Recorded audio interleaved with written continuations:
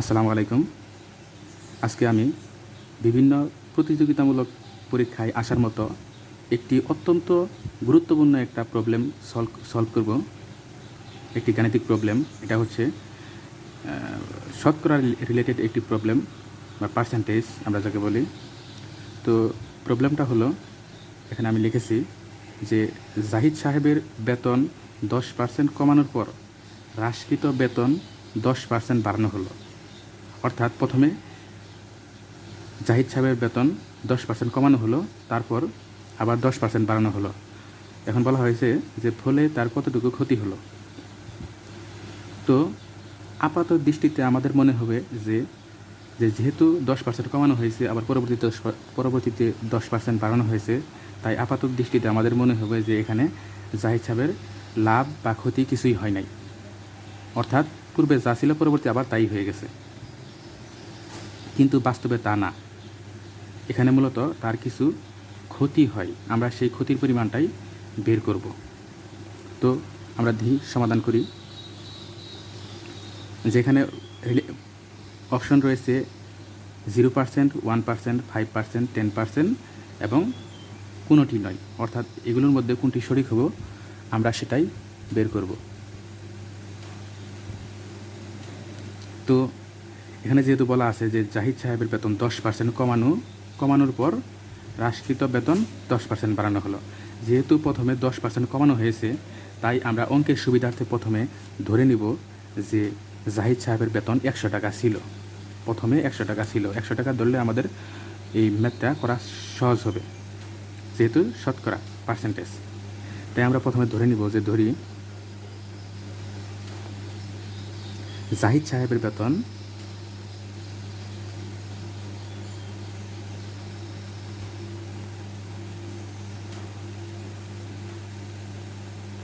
ইংরেজিতে লিখি 100 টাকা। এটা আমরা শুরুতে ধরে নেব যে জাহিদ সাহেবের বেতন 100 টাকা। এখন তার যদি বেতন 100 টাকা হয় এবং যদি 10% বেতন কমানো হয়, এখানে বলা হয়েছে যে 10% কমানোর পর, এখন তাহলে 10% কমালে আমরা লিখব যে 10% কমালে তার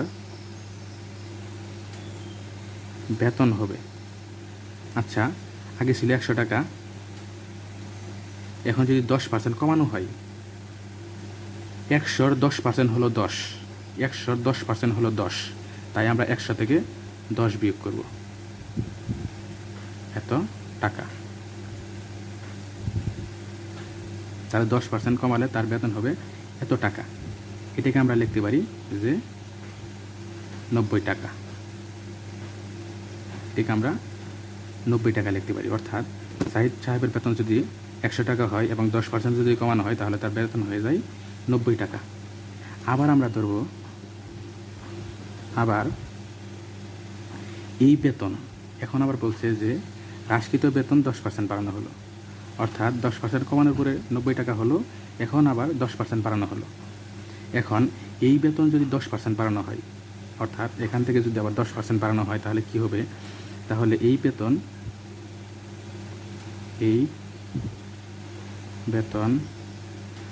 10% বাড়ালে, এই বেতন 10% বাড়ালে বেতন হবে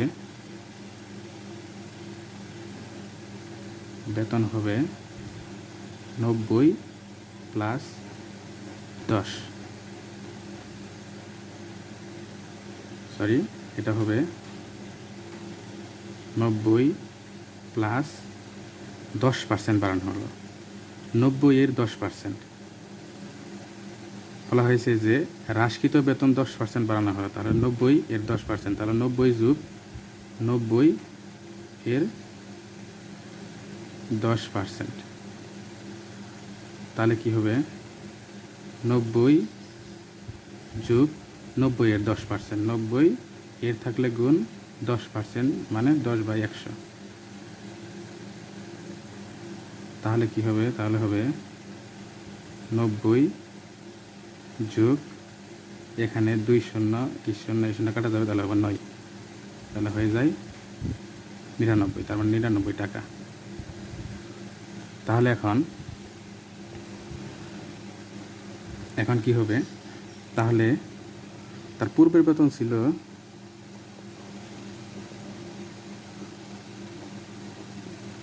ছিল একশো টাকা, তাহলে বর্তমান বেতন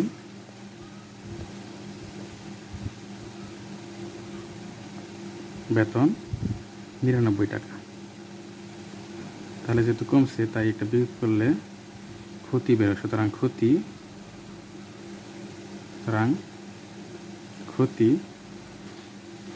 হবে কত, ১০০ থেকে ৯৯ বাদ দিলে ১ টাকা।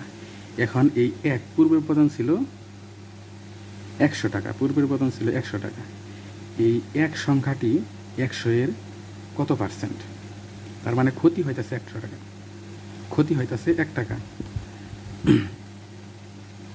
তাহলে এখানে ১ হলো, আমরা বলতে পারি যে ১ হলো পূর্বের বেতন ১০০ এর 1%, অর্থাৎ ১ হলো ১০০ এর 1%। সুতরাং তার ক্ষতি হলো 1%, অর্থাৎ শতকরা 1% তার ক্ষতি হলো। তো এই ছিল আমাদের আজকের এই ম্যাথ। এটি বিভিন্ন প্রতিযোগিতামূলক পরীক্ষায় আসার জন্য অত্যন্ত গুরুত্বপূর্ণ একটি ম্যাথ। তো এই ম্যাথটি আমরা সবাই বুঝবো এবং এটা মাথায় রাখার চেষ্টা করব বিভিন্ন প্রতিযোগিতামূলক পরীক্ষায় অংশগ্রহণ করার পূর্বে। তো সবাই নিকট আমার রিকোয়েস্ট থাকবে যে আমার এই ইউটিউব চ্যানেলটি সাবস্ক্রাইব করার জন্য এবং লাইক, কমেন্ট এবং শেয়ার করার জন্য রিকোয়েস্ট করা হলো।